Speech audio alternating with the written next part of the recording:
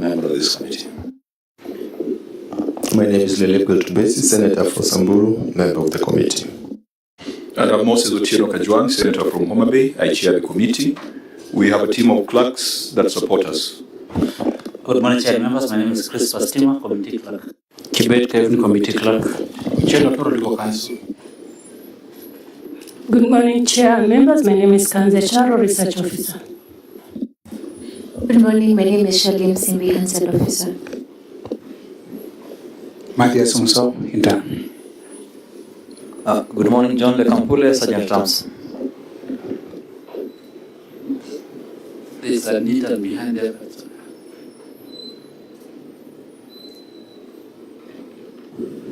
Imran Mohammed, Legal Services Intern.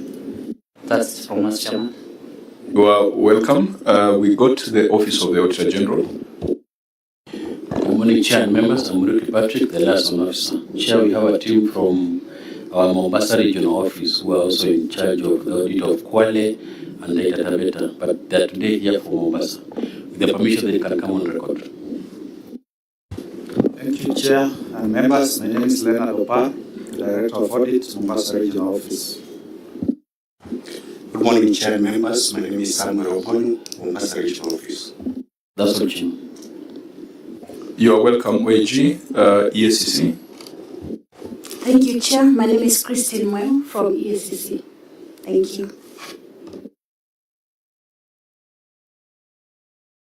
Karibu, we usually have the Institute of Certified Public Accountants of Kenya and the Control of Budget. They will be joining us in due course. So we will go to the visiting delegation. Did we invite the County Assembly of Mombasa? Yes, Chairman, we invited them, but they have not come. Okay, in that case, we will proceed to the County Executive. Even though I've been in this country for some time, and there's someone here who looks like the Speaker of the County Assembly. So,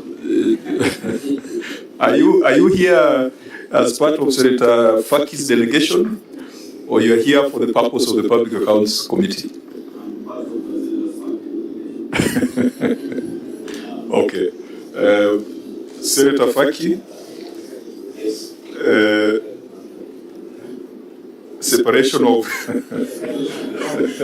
separation of powers. But anyway, that's. I mean, if the Speaker was here formally, then we would acknowledge him formally. But he has a right to be here. He's a member of the public, so he has a right to be here, even if he does not go on record formally. So, Senator Faki, we were doing the introductions. Just go on record. Thank you, Chair. Good morning. Assalamu alaikum. Welcome to Nairobi, Governor and your team. I found the Speaker within the premises, that's why I brought him here. No, you don't need to disown him. Senator Mombasa County and friend of the committee. Thank you. Okay, you're welcome. Chair, I was wondering if the Speaker is part of Senator Faki's delegation. He could properly be seated behind Senator Faki. No. Well, I think it's a good thing. It's a good thing for the Senate and the county assemblies to have a relationship, and there's nothing wrong about that. Governor, please go on record. Thank you very much, Chair. Abdul Samad Shariff Nassir, Governor of Mombasa. Maybe I allow the team to be able to introduce themselves. Thank you, Chairman. My name is Evan Swanda. I'm the CC for Finance and Economic Planning. Morning, Chair. I'm Swali Molizuma, the Chief Officer for Finance, County Government of Mombasa. Good morning, Assalamu alaikum. My name is Fatima Nabhan, Advisor to the Governor on ICT. Thank you. Good morning. My name is Joshua Otieno, the Principal Accountant. Good morning. My name is Bishara Mohammed, Accountant. Good morning. My name is Dalton Mwagogo, Chairman of Audit Committee. Good Good morning, everyone. My name is Robert Makoha Murunga, Assistant Director of Finance.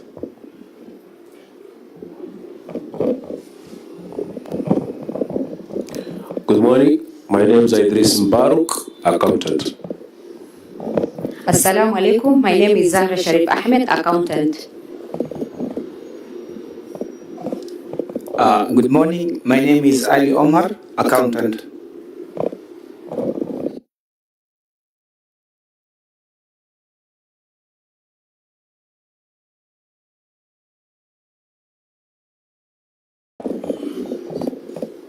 Good morning. My name is Nicholas Mochiru, Head of Internal Audit, Mombasa County Executive. Good morning, I'm I know Nurawat, they're accountant. introducing themselves, but you're not able to see them. Maybe it's good you just stand. Good morning, Assalamu alaikum. My name is Fatma Yusuf, accountant. Good morning. Assalamu alaikum. My name is Omar Abdallah, Supply Chain Management. Good morning, Ayub Ridwan, Director.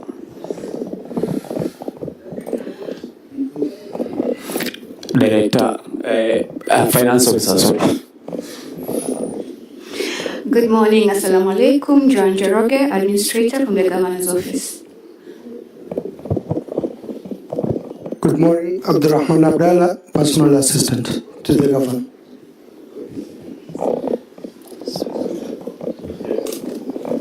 Good morning, everyone. My name is Harun Kadri, Speaker, Mombasa County Assembly.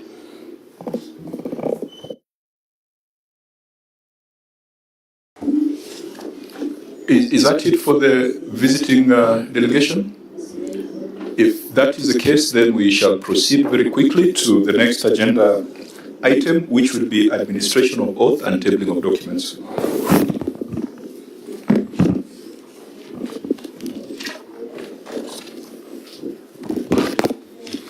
I, Abdul Samad Sharif Nassir, do solemnly swear that the evidence that I shall give before this committee in respect of the matters before the committee shall be the truth, the whole truth, and nothing but the truth, so help me God.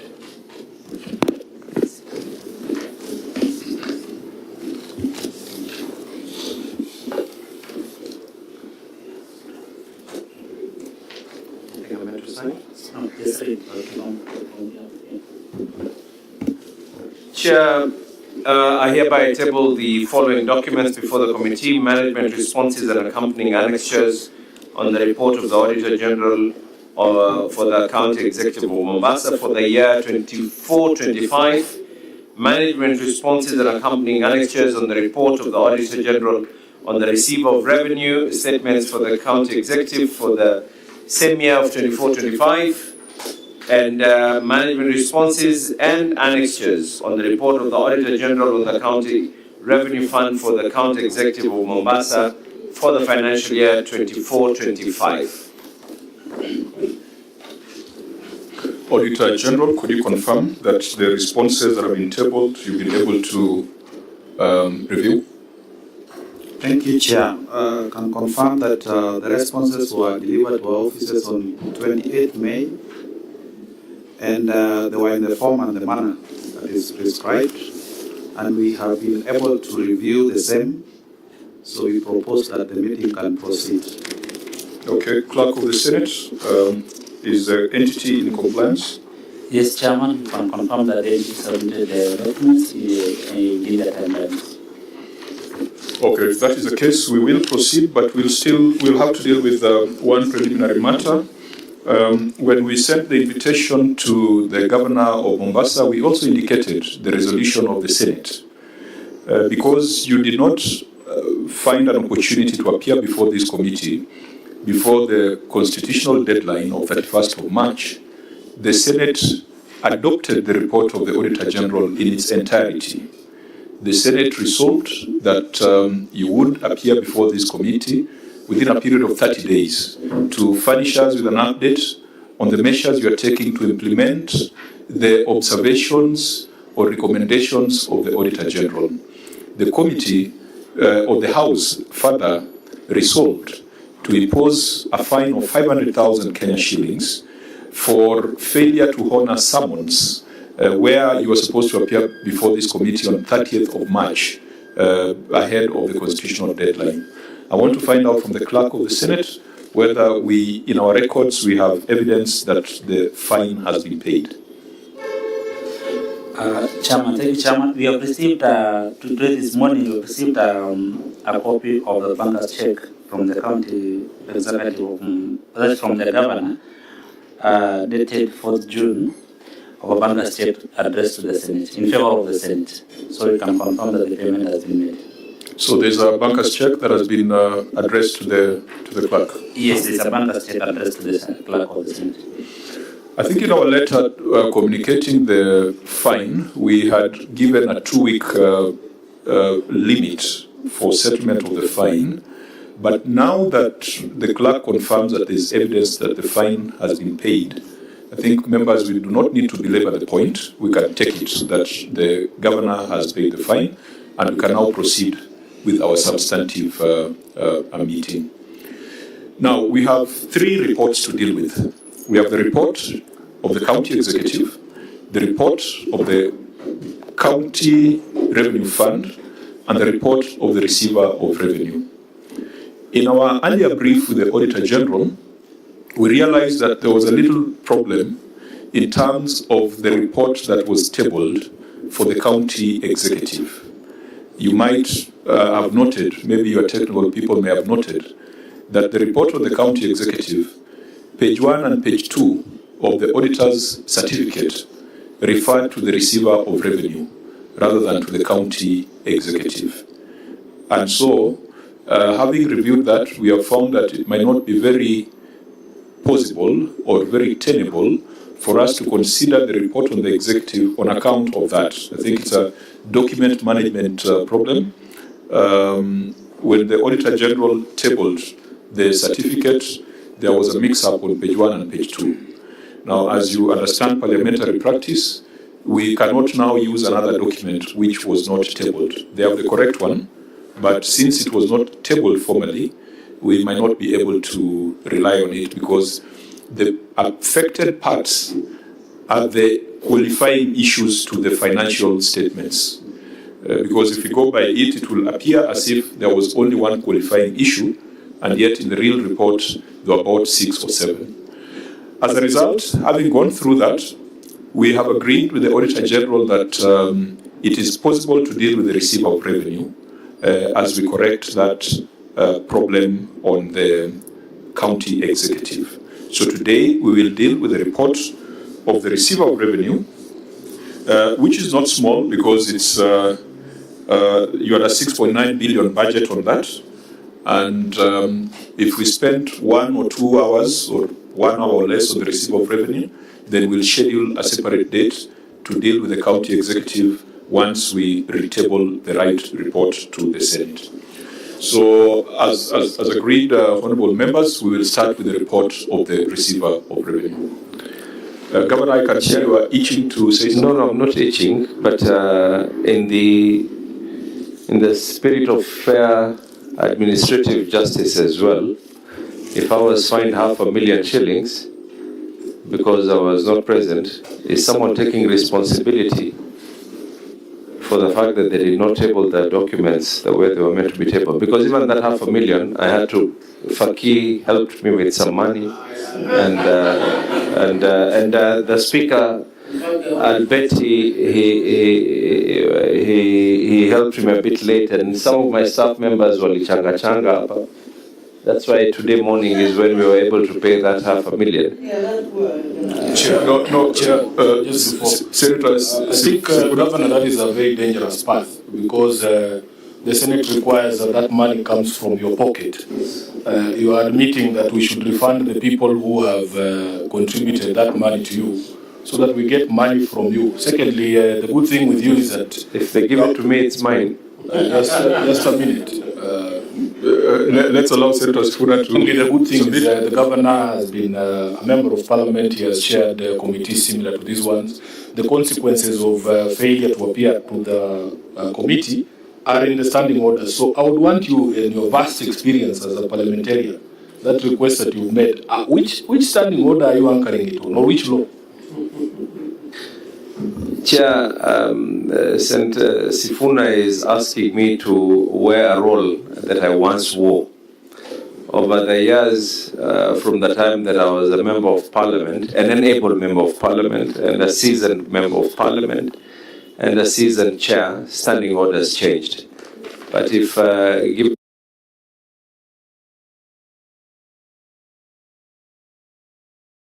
the opportunity, I don't mind actually going back and rereading those standing orders. But I am aware.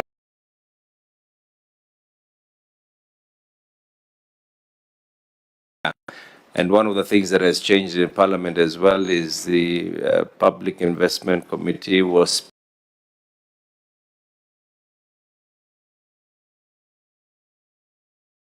split into three. Standing orders were actually changed during our time. CSs were not appearing.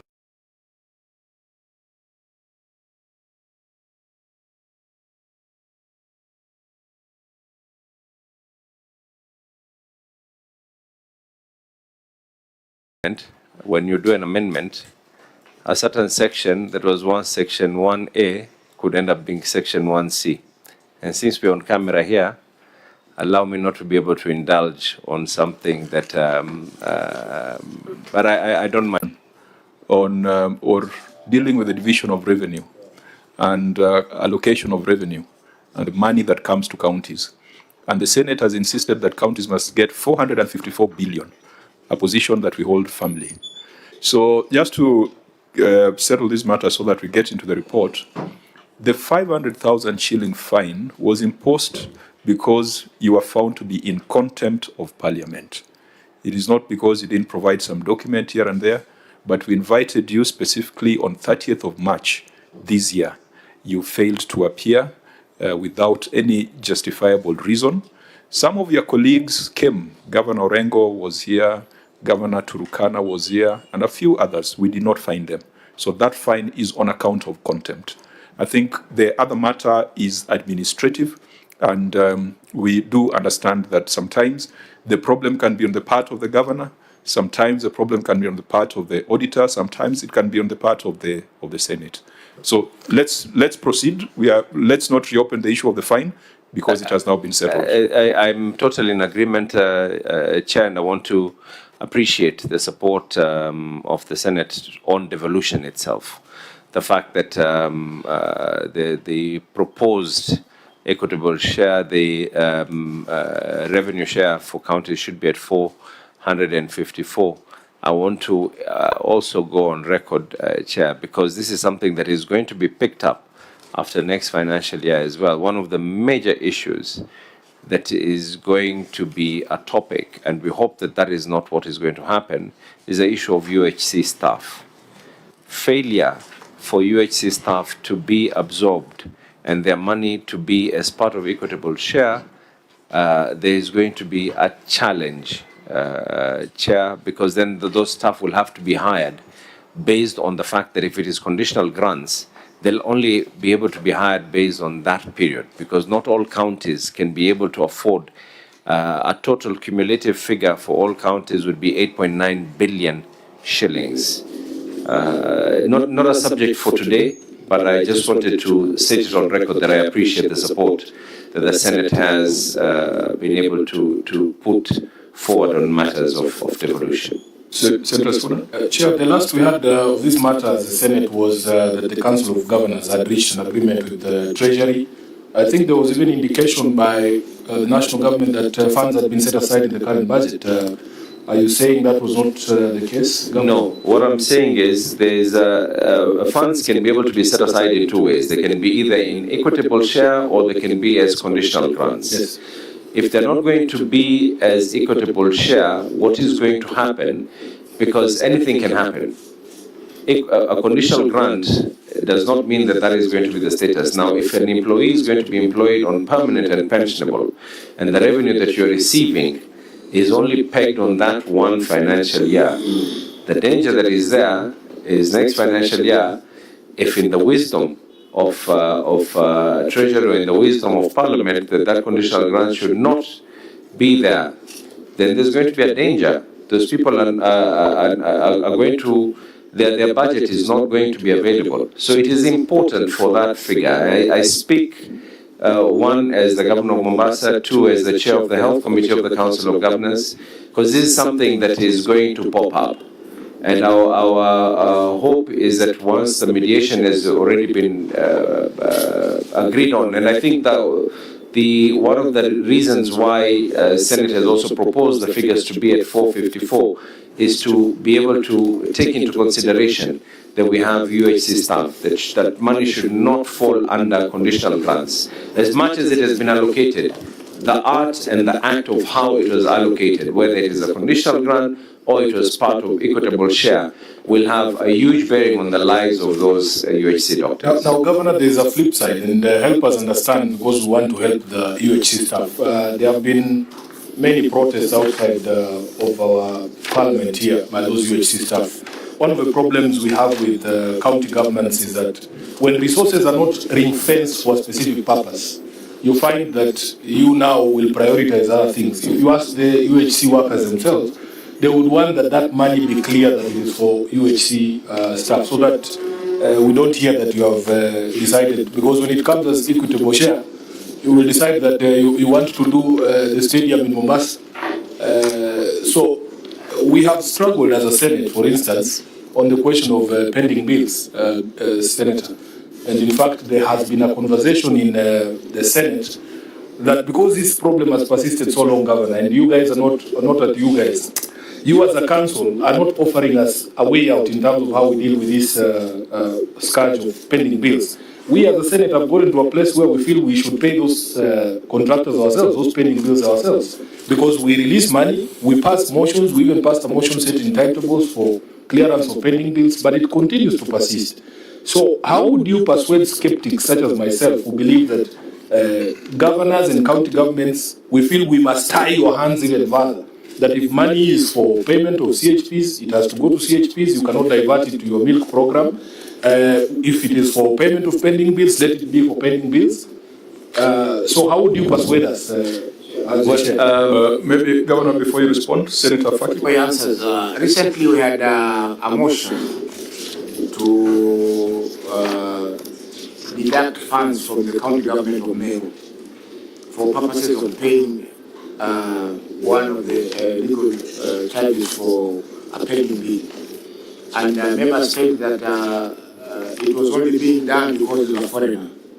But they also said that it is now time that we also do the same to our local contractors.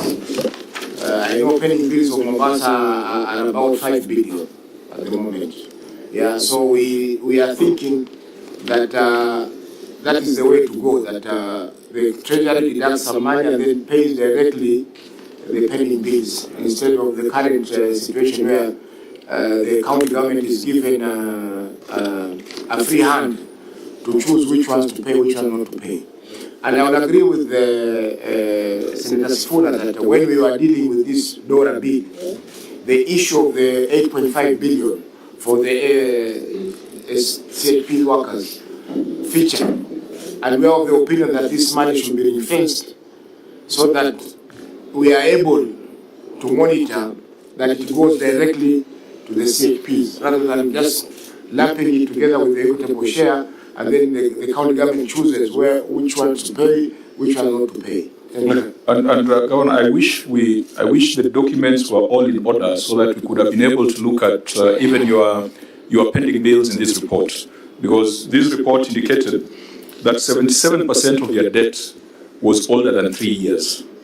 77%. That was 2.9 billion out of a total of 3.8 billion. And it also indicated that out of the 3.8 billion, 1.2 billion was owed to staff. I think that's statutory deductions or pensions and all that. It's a very untidy picture. And that's why maybe Senator Sifuna is saying if we were to increase, because at 454 billion, our draft current is going to give Mombasa 9.2 billion. I think this year you got 7.9 billion. Was it 7.9 billion? Sorry? 8.3 was 25, 26, or 25, the current financial year. the year that you are reviewing, you got 7.9, then you got 8.3, and we are proposing that you get 9.2 billion. So, Senator Sifuna, perhaps to paraphrase, how do you ensure that that 9.2 billion or that extra 1.3 billion goes to settle the equivalent amount owed to staff, which is 1.3 billion? First and foremost, and I say this with a lot of, I want to state this. It is not about Mombasa being extra smart or anything else, but we have a good team. The team that I am able to work with. One, from the time of assuming office, we have never defaulted in paying any staff. And even when we pay simultaneously with all deductions, from money that is due to the pensions, to money that is due to all the others, to the unions. Everything is paid simultaneously, to all the statutory deductions and all. Do we have issues that are historic? Because even when you say that there's money that is due, that is employees' money, some of this money was historic from the time of municipal times. What is it that we are doing about it? As much as we are currently paying all our employees on time, and we are doing the statutory deductions on time, this can be attested not necessarily by myself, but it can be attested from the county pension fund, from the lab trust, from KRA, from the housing levy, and everyone else that we are meant to be paying. But we've also been in conversation with the county pension fund. We've been in conversation with the lab trust. We made a payment to the lab trust. As a matter of fact, we have reduced. There were people whose gratuity had not been paid from the time I was in high school. Some of them have even passed on. And we have reduced all that level of gratuity. If I'm not right now we are at which year? We have reduced from all the way from the 80s, we are currently at 2023. So as we are paying everyone, we are also reducing on an aging analysis.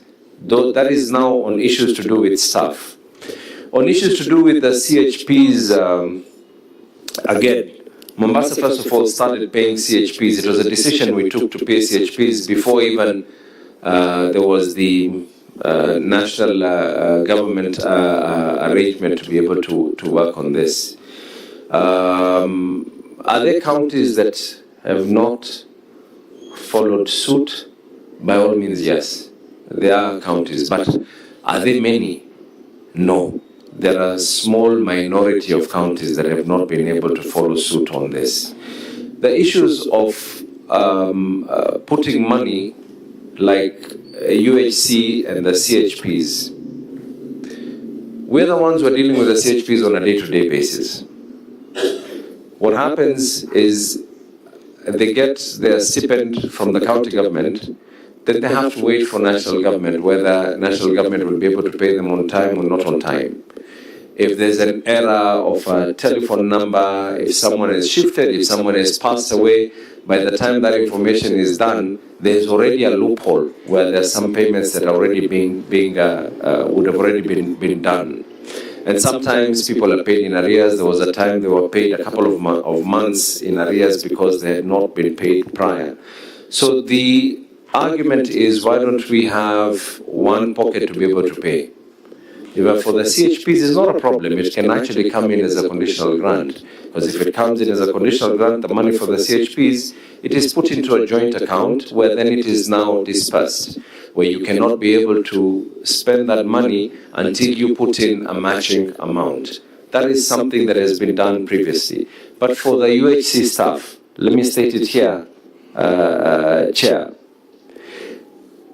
If you put that money for the UHC staff as a conditional grant, What that means basically is next year, it is conditions precedence on whether government will be of the opinion, of the view, that yes, we need to be able to continue giving. And the agreement that is there is that these UHC staff are meant to be hired on a permanent and pensionable basis.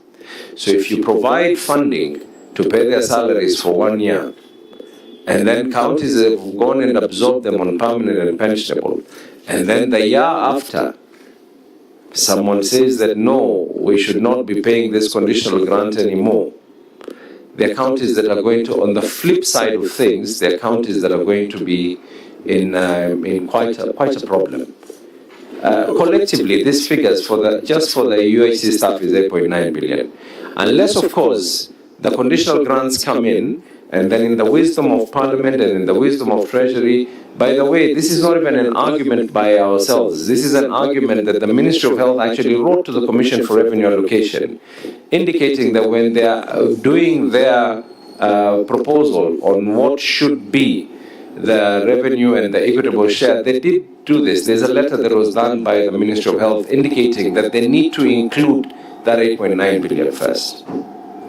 Now, Governor, you have a lot of background on this as the chair of the Health Committee. I think let's come back to the numbers, but we hear you. Your contribution will guide us when we are making our debate on the matter.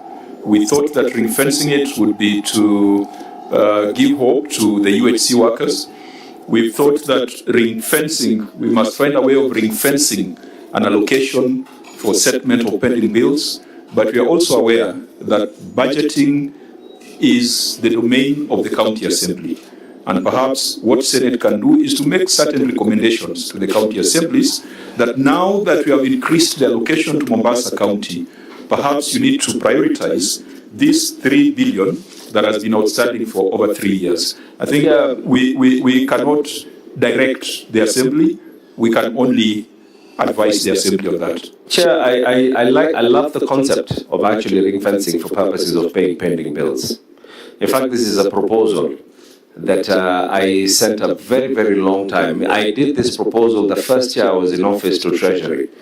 But I think the whole concept itself was very, very new. When you ring fence and you said that this is an amount of money that we need to be able to pay for purposes of paying pending bills, the argument was, if I invoke the fact that I have a good working relation with financial institutions and that I'm not someone who goes and takes money from this pocket to pay this other pocket, and financial institutions are ready, and they said that, you know, if you're pending bills, you have been able to commit 1 billion shillings, and I know that you can be able to pay this 1 billion shillings, allow me to advance this 1 billion shillings to those people who are. A number of you here are lawyers, and you will also agree with me that one of the biggest challenges that is there on matters of pending bills is the fact that when you don't settle a bill today, tomorrow it does not become a bill anymore. It becomes double or triple that bill. This is a county government that I've seen situations where someone has even dared to try and give us a pending bill of what it is that is being allocated to this whole county government. And there's nothing that even surprises me anymore. Having been where you're seated, I have seen situations where a pending bill, someone in the courts decided and made a decision that it is okay to actually attach, even national food reserves. And the last time that I checked is that the law does not exist in a vacuum. Whatever it is that we do, I agree with you. If you actually put that proposal, it would, for argument's sake, I'm one of those proponents, and I've said this, and I know that it is not something that might augur well with others, but I'm one of those proponents who actually feels that statutory deductions can be deducted at source. It's just that the law currently, the PFM, does not allow it. But the reason I say this is because I'm currently financing taxes. I think let's leave it there. You have said something that we have thought through, we have wanted to propose and I'm happy it is coming from a governor. I want to state it. I'm not speaking on behalf of the Council of Governors, Chair. At the risk of time, I want us to come back to the numbers. Chair, as we go back to the numbers, allow me to make this comment, especially about CHPs and UHC staff. You know, Chair, this matter came up yesterday when we were dealing with Kericho. And it came up again on the floor, and I had Senator Dulo propose something to the effect that maybe this health thing, we may have to think whether it is where it is supposed to be. You know, Governor, for you and for the other governors, and maybe even for the Senate, it's an audit query that we just have to clear and move on to other things. But for those frontline staff in the health sector, who are very, very critical, it's a matter of life and death. I think a wider conversation needs to happen about the payment for CHPs and UHC staff. And we decide as a country once and for all who takes the ultimate final responsibility over these people. And how are they going to be remunerated for the critical services that they offer? Honourable members, those are policy conversations. Let's come to the numbers. Governor, you have said you run a very good team, which we are not in any doubt. But I was asking myself, why, who's Robert Murunga in the organization?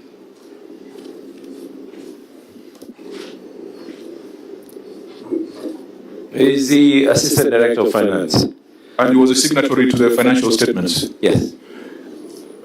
If he's an assistant director, that means that there is a director. No, we don't have a substantive.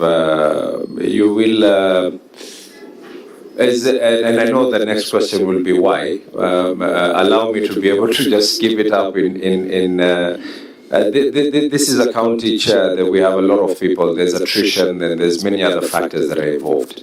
Two, you will also agree that there's an independence of the County Public Service Board.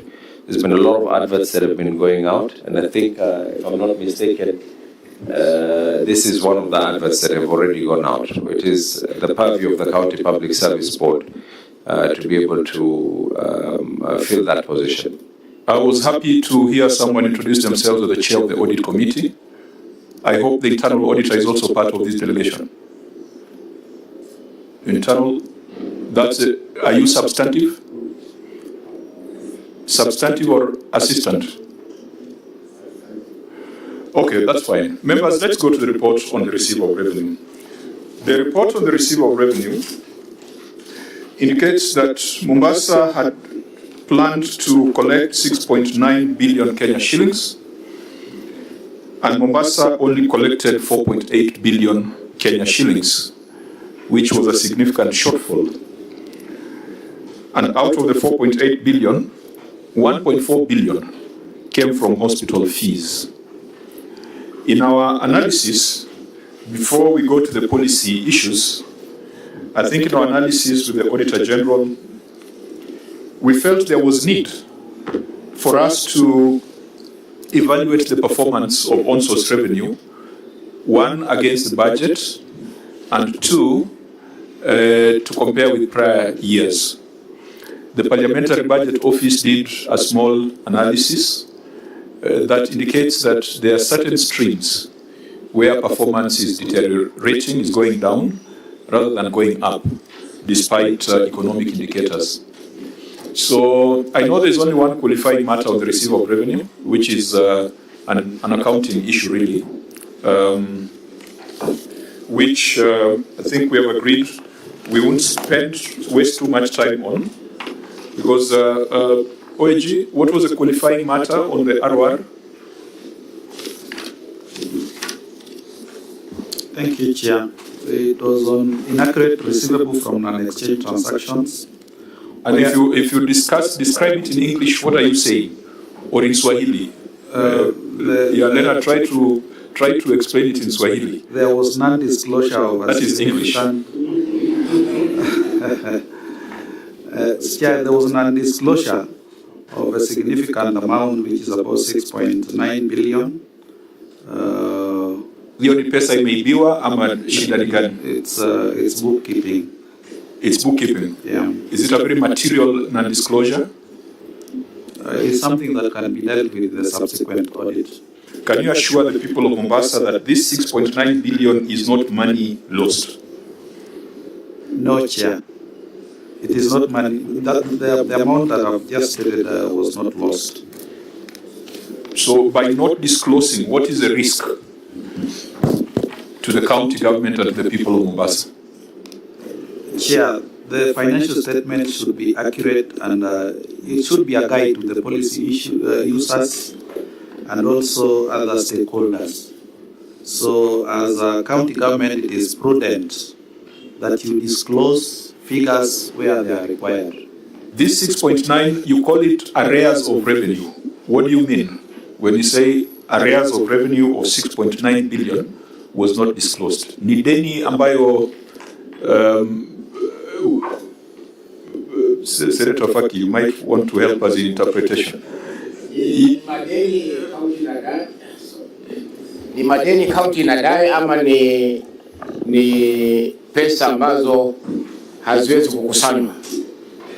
There are debts owed to the county government, and they relate to a very long period of time. They are basically historical. They are unable to connect. The county Nadai. Nadai, yes. So, no, I think it's the governor who needs to tell us. This 6.9, it was not disclosed. The auditor says it's an accounting matter. It is not loss of funds. But what does it relate to? So that we don't take too much time on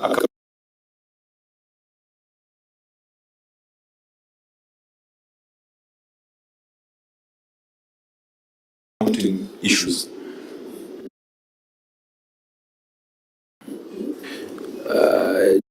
Chair,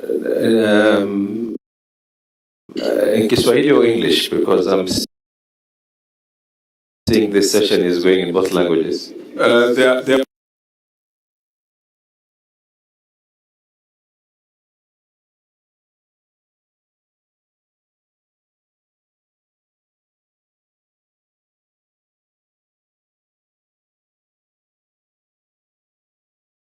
from the time of municipal times. Some of these are the things that we need to be able to work on, and it is one of, we have just finalized with the County Pension Fund to be able to work on is digitizing the issues of our land records. We tried to do this on our own. Unfortunately, access to Ministry of Land Record was not very prudent for an outsider to come in. But the County Pension Fund, I think, if I'm not mistaken, one of the things that it was the county government of Laikipia or one of the other counties where they did do the digitization. So we already have an agreement with them. We have to clean our land records. Now, Governor, you're basically doing a write-off through the back door. No. That is what you're doing.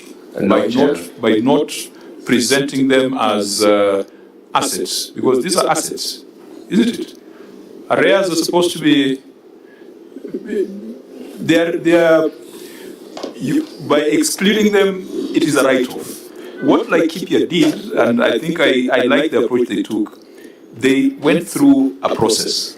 They Which is what we're doing now. They just didn't drop them from the financial statements. There was a committee, there were some processes in line with the PFM. Chair, maybe we're not writing off anything.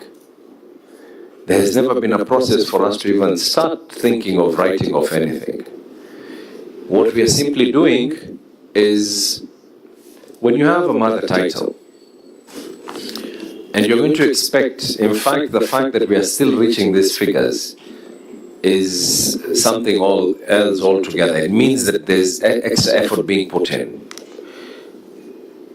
When you have a mother title, and that mother title gets subdivided, what happens is someone takes that and goes to the Ministry of Lands and they register it there, but there is nowhere that talks of the joint between registering at the lands and registering at the county offices. There's something else that we need to be able to work on, especially for urban areas. This is sectional titles. When a property like this, which was once one floor, and then you now make a decision to take that mother title and divide it into many sectional titles, you're losing out on this. So what you feel is actually yours is not necessarily in existence anymore. So what we are doing, when I said what we are doing, allow me just to finish, Senator. What we are doing is not writing off anything. What we are doing is cleaning off records to find out, because you will end up realizing that some of these properties, what you feel is being owed to one person, that we have to be paid by one person, in actual fact, we might end up having to be paid more by many other people, but in smaller lump sums. Okay, Senator Maruma. I am saying, Governor, that in your response, the reason that you've given for not disclosing is that it's a historical balance assessed as having low probability of recovery. You know, anything that you do must really be located in law or in policy. Where did you locate that, either in policy or in law? Because the reason is low probability of recovery. And I agree with the chair that you want to write off through the back door. Let's take one more question from Senator Faki. Chair, maybe the auditor could tell us the 6.9 billion, is it rates only, or there are other revenue streams that are affected? Number two, if going by what the governor is saying, you know, when you subdivide the land, you subdivide your piece of land, the subdivision certificate is given out by the county. So the county knows that we have subdivided plot number 1 into 100 plots. Yeah? And they have a right to go to the land registry to get particulars of the registration of the people who are being now registered to own those particular plots. Even with the sectional properties, the ratepayer will remain the owner of the building. But the law has been amended now such that even the owners of the sectional property, the flats or apartments, are able to pay rates because they are enjoying services like roads, water, sewage, and all that. They're supposed to pay for that also. So both the landowner, that the head lessee, and the lessees who are now owning the apartments are supposed to pay something to that. And I see maybe they had given a fresh contract for revenue collection. I think you come to that. I think those are the issues that the new provider of the service should have gone into, so that we have no revenue loss in any given financial year. At the moment, it seems that the duplication has not assisted the county in managing the revenues that are supposed to be collected from the people in Mombasa. And before Governor responds, Auditor, there was a question on the makeup of that 6 billion. You're referring to Appendix 2, but we don't seem to, I don't know whether members have been able to see it, because if you had a visibility on Appendix 2, we would have been able to see the breakdown. The Appendix 2 referred to. As you get the answer, Senator Gataya can go on record. Chair, my name is Senator Mwenda Gataya, a Canadian member of this committee. Okay, could you just point us to Appendix 2 so that we refer to it as the Governor response? Chair, what I can confirm is that it was affecting several revenue streams. No, do you have Appendix 2 here? Because I've just seen an appendix with prior year issues. I've not seen the Appendix 2. It would have been very useful to see how that 6 billion was broken down. Because if there are things like silos, collection in lieu of rates, those ones we know that there are problems. But if they are just the normal rates, there has to be a process for write-off, a process for waiver before they are dropped from the financial statements. Auditor? I can confirm we are not seized of that particular appendix, but what we verified was several revenue streams. And maybe the governor can clarify on the makeup of that. Yeah, because the problem is that if you don't have the schedule, the governor will start describing. And this is a mathematical session. So we should spare him the pain of describing what the 6 billion entails if you had that schedule. But Governor, without any pain, 6.7 billion is actually from land rates. The rest is split into all the other. The 0.2 is split onto all the others, including business permits and the rest. There's a lot of issues that have been raised, and I don't know, because I know that they're going to be coming up in subsequent questions, like the issue of the company that we were able to put into place. The revenue collection system. We can deal with it substantively when we come to that matter. I seek your guidance. Let's deal with it me, because the senator had raised it, and I wanted to just. But this is one. I want to give Amanda oath here. There is nothing like we want to do any wipe off. When we say historic and likelihood. Again, there's also legal provisions where if something is older than 6 years plus, two, there are some of these things that we have tried to be able to do. We even went ahead and tried to even get on board debt collectors for this. There's a lot when you're running an institution like this, Chair. There's a lot. One of the other things that we, and I think that is going to be the only way out for us to be able to properly verify on these particular matters is once we have the proper digitization in place. Because the digitization is going to go hand in hand with the GIS map, and it is going to now pinpoint exactly this property is here and this property is here. You will realize the last digitization that was done for these particular records was probably, so that last attempt that was done to even digitize these records was probably, was it 20 years ago? And then the way the system and technology then, the way it was, if an error was done, instead of an A, an I was put in, everything reads differently. And that is the reason why the digitization that we want to do, mapping it out and putting it together with the GIS lab to confirm and fix every single piece of title like a jigsaw puzzle. That is the only way that we can be able to solve these problems.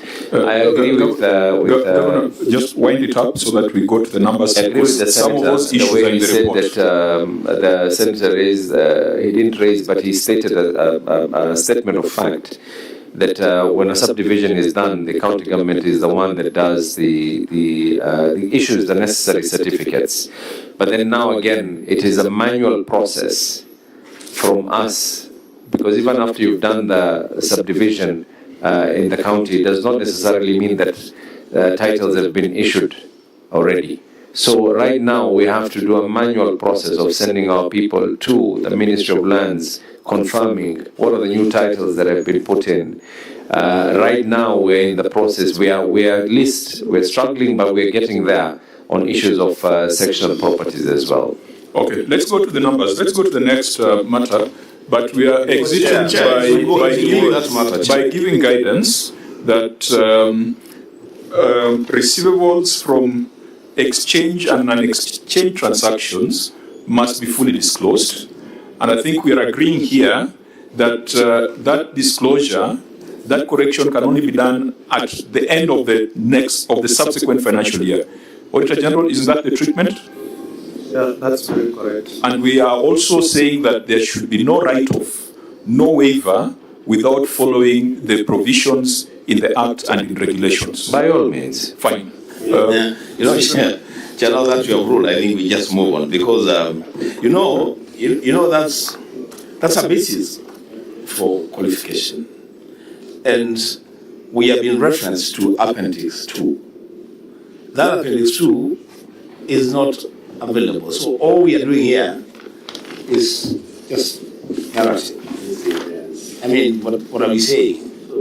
you have referenced Appendix 2, which would have helped us to look at the figures and deal with real numbers. Chair, just to add on to what Senator Ward said, maybe we need evidence of effort to recover this money. You know, you put up a notice, for example, of waivers. We need that in our appendices, effort to recover that money. And also we need to see the figures in terms of when the default was committed, and whether we had a task force, you know, having an effort to get this money paid. Did we write to the Assembly maybe to have the waivers maybe sanctioned? All those. Senator, I want to restate it. Governor, there are no waivers. Why are we... Order, Governor. Let the Senator just conclude. Just evidence of that effort. I could also give some guidance on even on how to respond to that. Because I think what the auditor has cited is inaccurate receivable, actually more or less non-disclosure, isn't it? Otherwise, it would have been long outstanding revenue arrears. So let me guide so that we go to the next issue, which talks about budget versus realization, and we go stream by stream. And this conversation, I think many of our questions are going to be answered. So, Auditor, let's go to your next issue, which is budgetary control and performance. And Senator Ogwa, I agree with your frustration on the absence of Appendix 2. I think we will deal with that internally. Thank you, Chair.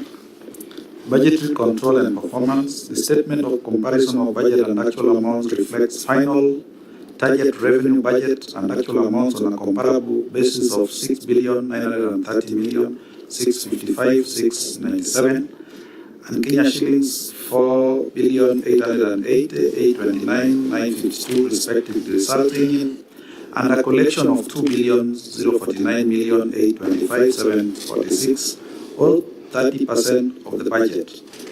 The under collection affected the implementation of planned activities and may have impacted negatively on service delivery to the residents of Mombasa.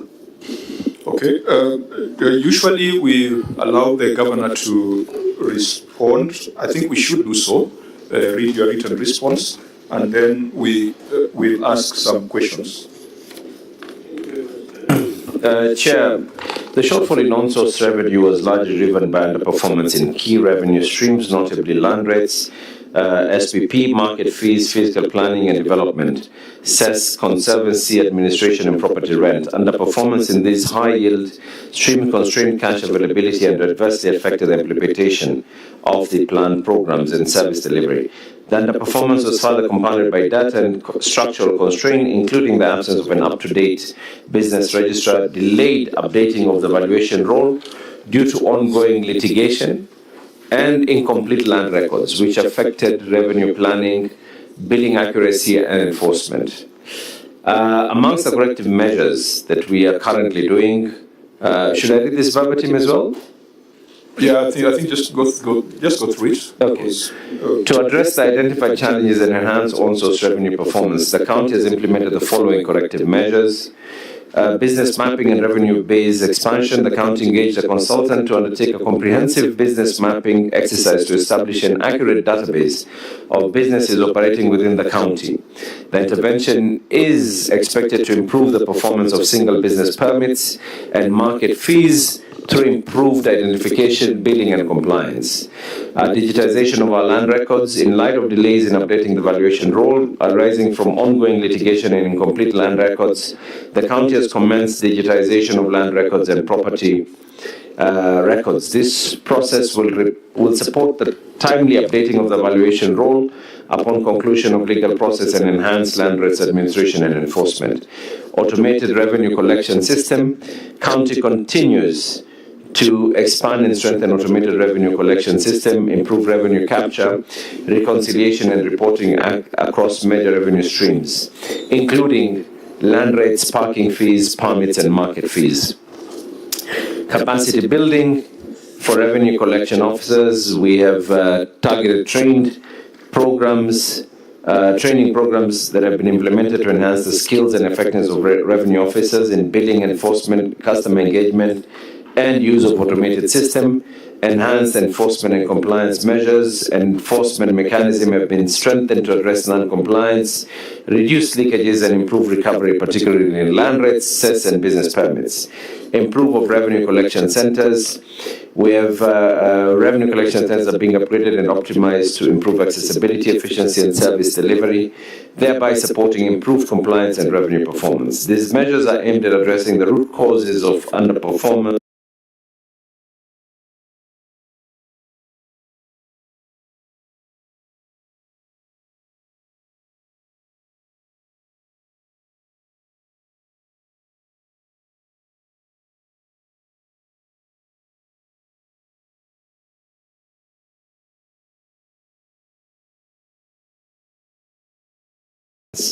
Strengthening revenue administration, improving on-source revenue mobilization, and enhancing budget.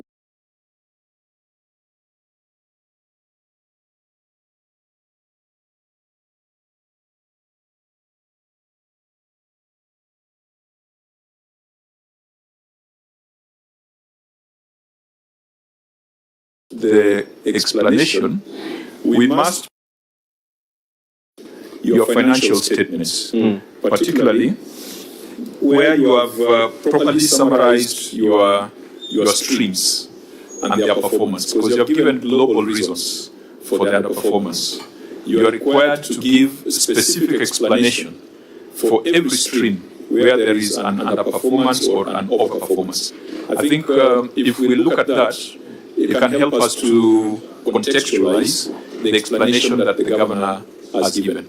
So, we do that. Maybe the governor may want to confirm that conservancy administration charges is one of the underperforming revenue streams. Because the schedule that I have is actually perhaps the one that has performed much better. The greatest improvement in it from the summary of the revenue streams. I think, Chair, that this is what I had wanted to request. I think the able senator is reading from either the Parliamentary Budget Office, because that document, if I can be able to have access to the document that he's referring to. Let me give guidance. In your financial statements, you have the original budget, the supplementary one, and your actual. So I think we can use that as a basis. But what Senator Wambua is referring to would be comparative of prior years, which is a document that belongs to you as an organization. The only advantage it has is that it's analyzed. It's analyzed stream by stream. That's what I'm saying, Chair. Yeah. If I can be able to get a copy of the document that has been analyzed, so I can also be able to. That's in order. Clerks, just share that document with the governor so that it can help us. I think it's a 3-year analysis, performance trend analysis. So Senator Wambua, could you allow me that we don't start with conservancy? Let's start with the first stream. We just go through all the streams now that the governor has scheduled. So maybe let's start with let's start from the top, Governor. You had on cess you collected 520 million, and this is a document that is from the Senate, from the Parliamentary Budget Office, am I right? Yes, it is. I think it would be prudent for me to be allowed to also pull out the records on my side as well. No, because we won't have a problem. Because there's some on face value. I do not want to start immediately stating that the figures are actually wrong or right. One thing I can confirm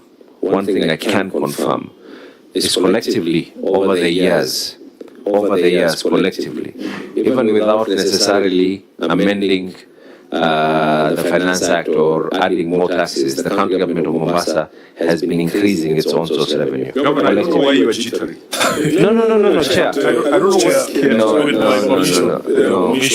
Governor, it's a very simple exercise. When we go through the list and if there are any discrepancies between what the PPO has prepared and the financials, we will see where we are not agreeing. In fact, in your financial statements, there is a statement there on statement of comparison of budget versus actual amounts. That's on the financial statements, the note number 10. That is fair enough, Chair.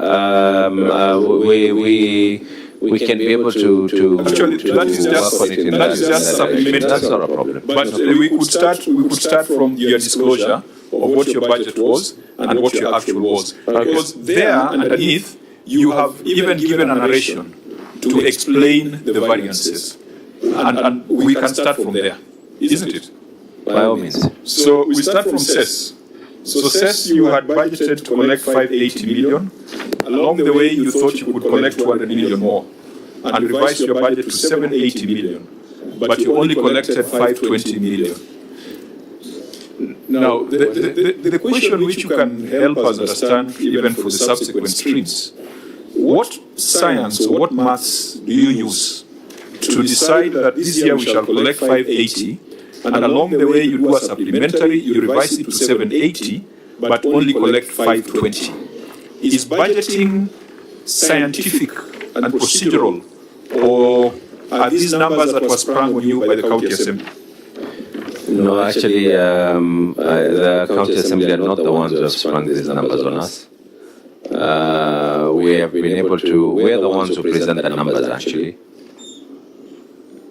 So by the time you revise your estimates by 200 million, you have reasonable grounds to do so, isn't it? Yes. So when you then miss your target by 60-something%, is it that the money was collected and pocketed, or what then is the case? Chair, you know very well that that is definitely not the case. Please give us a better explanation than mine. You know, Chair, I'm going through the document that now you're referring to.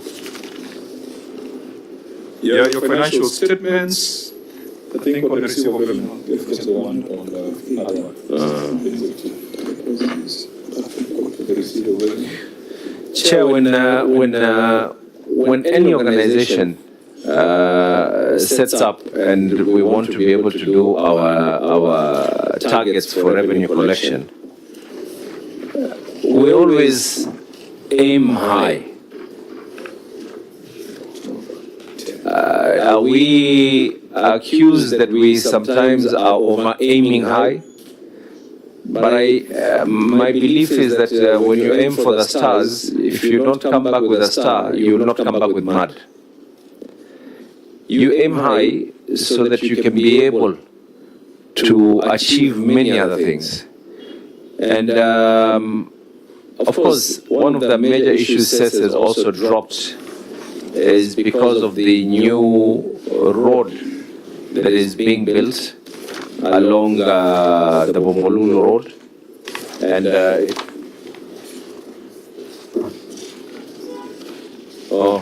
Governor, underneath that table, you have explained, you have provided an explanation for the 66.71% realization. I don't want to torture you to think too hard. Maybe just I take you through the explanation? Yeah, for record purposes, okay. We see whether that explanation is sufficient. Chair, one of the things that we were able to do, the contract that Senator Faki was actually referring to that we did. Sorry, Governor, there's an explanation there for CES in your financial statement. Yes, which is exactly what I said. The ongoing construction of the Malindi Mombasa Road by the government. Currently, there's a road being done there, has made it very, very difficult. In fact, a number of these CES booths have to constantly be relocated. So it has been a challenge in being able to reach to these particular figures. That is only one of the reasons that we have been able to, when it comes to CES alone. So when you revise your figures upward by 200 million, I believe in a supplementary, that road had not started being constructed. It had already, but then the extent of where the road reached by then was not where we had anticipated. And I want to state it as well. Are we going to see a drop in figures? No. We're going to definitely see an increase in figures. The only difference is where we aimed. What the auditor basically is raising is that where we aimed, we aimed too far. Again, Chair, we did not overthink the last 3 years. We have not done any major changes on any of these CES fees that are there as well. One of the other things that is also, and I know that this is going to be a debate, and I hope it does not become... Sorry, Governor. The reason why we asked this question is that we have discovered in other cases, Kitui was one example. When we asked this question, the governor sat back and asked himself that indeed there could be something wrong. Because, for example, Kitui is a county that has a lot of sand harvesting activities. And when the numbers were just thrown, they just look like numbers. But when you go down and you look at the revenue coming from CES, and you quantify how much a truck pays, it appeared as if they were collecting sales from 5 trucks a day. And in Kitui, the senator tells us there are almost 200, 500 trucks per day. I'd like this to be questions that you don't have to be very defensive, that would probe us, would probe some detailed inquiry, because this is a report of the receiver of revenue. The receiver of revenue has submitted it, and if you look at the explanations under that table, the explanations are not quantifiable. For example,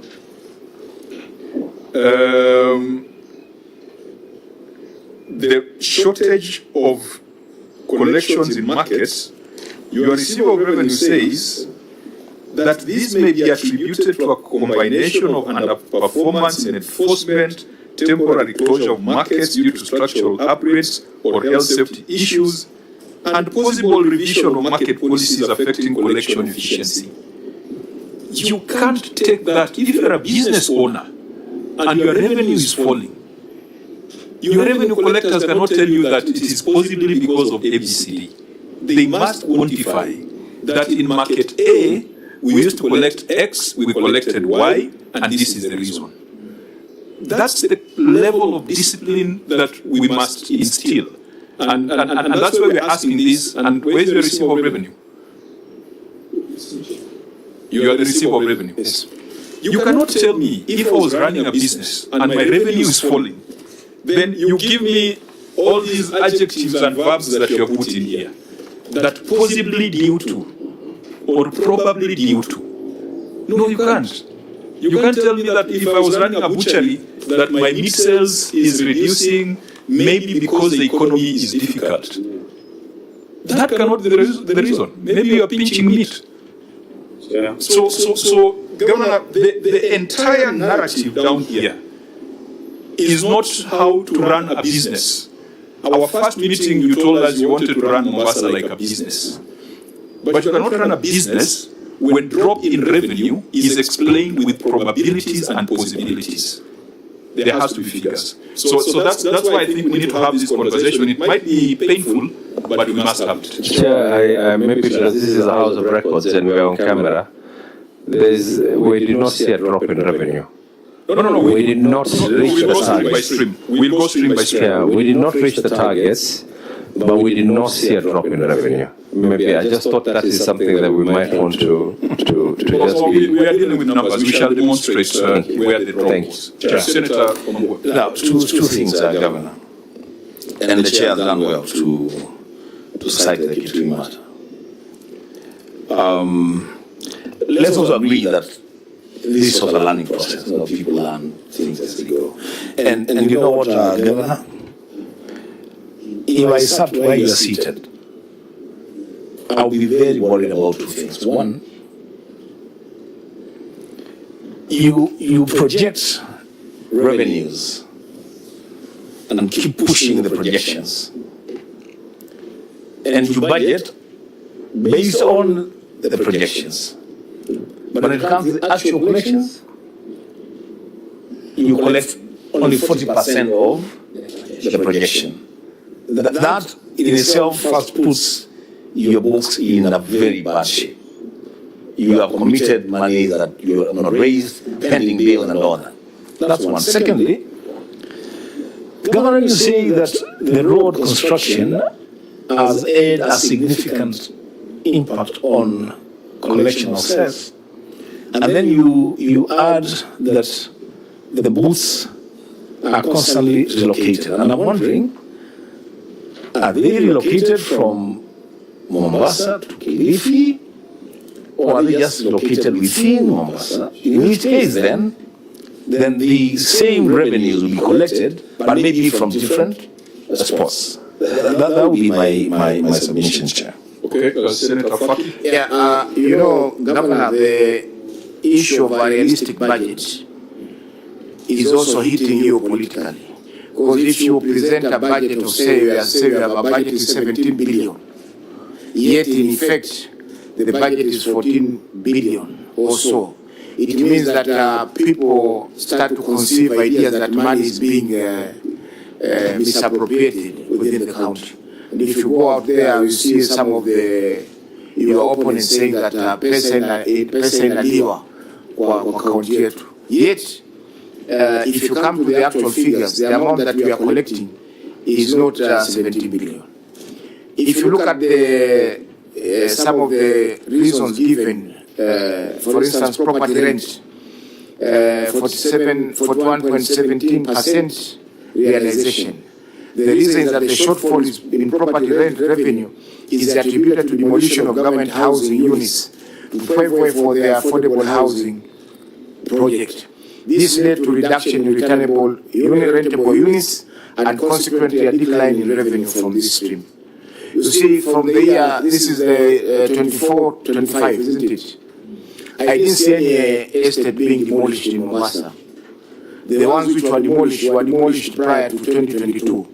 The Likoni one was done in 2020, just after COVID. Then the other estate is Mzizima, which was done more or less at the same time. Changamu is still there. So I think the issue is that you have to budget realistically. Yeah, not just showing figures, and then at the end of the financial year, we are not able to explain how these figures were arrived at, because that's the explanation here is not plausible at all, considering that the estate in Mzizima was demolished during the previous administration, the one in Likoni, the same thing. So some of these things should be realistic. Thank you. So just take note, then you respond. Senator Marumu. Yeah, Chair, we must recognize that the revenues increased, from 4.4 to 4.8. That we must give to the county. But I have an issue with the over-projection, because then when you over-project our also revenue, it's the main culprit in the escalation of pending bills. Now, in my experience in this committee, is that as you are collecting revenue and you maybe mid-year or three-quarter year, we need to revise our projections downwards, depending on the collections. Otherwise, if you adjust upwards and then you end up collecting less, then again our escalation of pending bills would still continue upwards. And I think what should happen is, as we audit through the year and you look at how we are collecting, all the revenues are streaming in, then we need to adjust downwards and leave out some projects so that we have less pending bills at the end of the year. That is the advice that we give to governments, that don't again increase, adjust upwards, yet we know whatever is coming in might not be the target. Governor? Chair, I take the advice of the Senate with the seriousness that it deserves. It is true, we have been maybe overly ambitious in our planning, but we usually, the team does meet, gives me a brief on CES, what is the revenue stream, each and every one. And I said this because I know this might end up being the whole subject of discussion. But one of the major revenue streams that has actually been dropped in this is the revenue stream on Mira and Mogoka.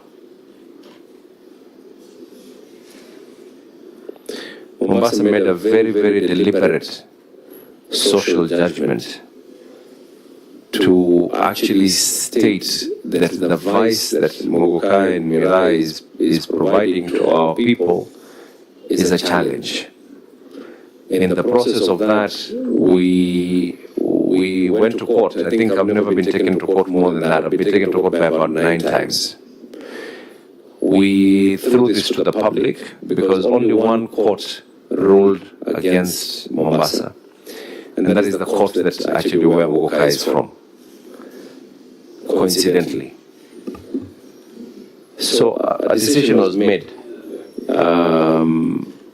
And we made a very, very valid decision to change the tariffs that are there. It has caused quite a number of people to be changed from where they're meant to be within the county government of Mombasa.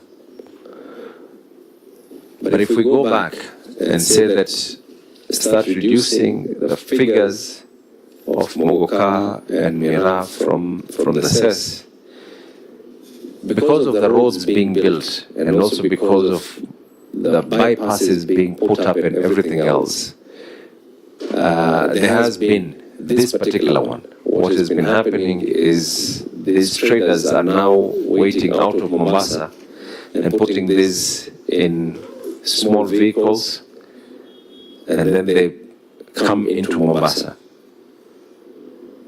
Let me rephrase this, because Mira actually Mogoka was one of the largest earners on CES.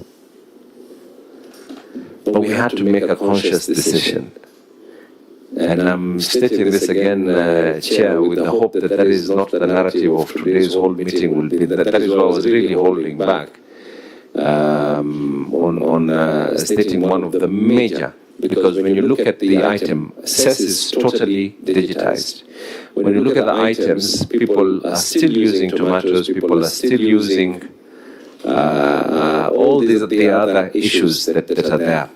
One of the things that we are currently doing is we have put in an automated gate system as well on our market, where anything that goes into the market, there's going to be a reading whether that particular vehicle was able to pay for CES or not. One of the other things that we're doing is we're in the process of setting up 300 cameras, and I'm glad it had been a challenge for a while because of communication between the service provider. Kenya Power had to put in power in all these poles, but we have CCTV currently, and we're hoping we're going to be launching this by next week, which is going to have both number plate recognition, so we can be able to see which vehicle has not been able to pay CES. The CCTV is going to be linked as well to the CES collection system, so that if a vehicle has passed and it was not picked at the CES point as well, we can now be able to know. These are some of the things that we are trying to do. But when you look at the nitty-gritties, Chair, when you look at the nitty-gritties, when a projection was put into place, with the bearing in mind that the Mogoka Mira will be this amount, and we're not receiving the amount that we are actually meant to be receiving. In fact, we were ready to forego and forfeit the whole thing. If you look at the nitty-gritty, that may bring a lot of trouble. Just on that Milan. And that's why I say that I was really holding back. Yes. I was really holding back. I was thinking that 24-25, by the time you're doing your projections, you'd already pronounce yourself on the issue of Muguka in Mombasa. Yes. By the time you're doing these projections, I'm assuming that you're saying I've forfeited revenue stream from Muguka. So it's not part of this. No. As Governor says, the case, Governor, let me the help court you. case was before this budget. Governor, let me help you. As you said, we don't want the report to be that your revenue dropped because of Muguka. Which, by the way, is not a problem for me. As the county government of Mombasa and as the governor of Mombasa, my conscience is extremely clear that we would rather not have that money. Receive of revenue. When you break down cess, we can see that quarrying, sand, gravel, and ballast extraction fee, there's a specific amount there, 519 million. And I think that is what would have been affected by the road construction. But there's another stream. Mombasa is getting 500 million from sand. 500 million. And it is getting 4 million. Yes. So now let's go to farm produce because you've talked about the tomatoes and the vegetables. Receive of revenue. What under farm produce, horticulture? What is this? Where do you collect this from? Is it from the markets or the trucks that come to? It is actually considered. It is the normal word that it is actually used as is cess. But the actual word should be actually drop off. No, it's separated. It's separated here in the financial statements. And in your financial statements, you have reported 262,000, which means you're collecting 720 shillings a day. So what is this? No, we're actually collecting way more. When cess is being collected way more. You have reported 720 shillings a day. Maybe you might want to share to give me the page which you're referring to. The note to the financial statements that breaks down cess into farm produce, quarrying, livestock certificates, fish farming, and others. Because, Governor, if you don't ask these questions, and if you don't prod you to ask these questions, people are going to run rings around you. Chair, if I'm not mistaken, this is for produces that are actually grown in Mombasa. We don't have any farms within the county government of Mombasa. So you collect 720 shillings a day? It is on average. We actually only have one area in Mombasa that does farming, and even that farming in itself is in such a minor element. And this is the area of Mwakirunge that does a bit of Governor, no, I think let's focus, and that's why I keep referring you to the notes, because for sand, gravel, and ballast extraction fee, that's separate, 519 million. But for farm produce, you are talked of drop-off, something like that. And we know, even in Marikiti, we know that there's a way the Kanjo levies something. Or when you come with your onions or tomatoes or whatever, there is a fee that is paid. So what has been reported here of 262,000 indicates that on average you're collecting 720 shillings a day. Is that? No, that's either, and that's why, Chair, I want to state it now here. Either that is misreporting that is there, and I will have to take responsibility with my team on that particular misreporting.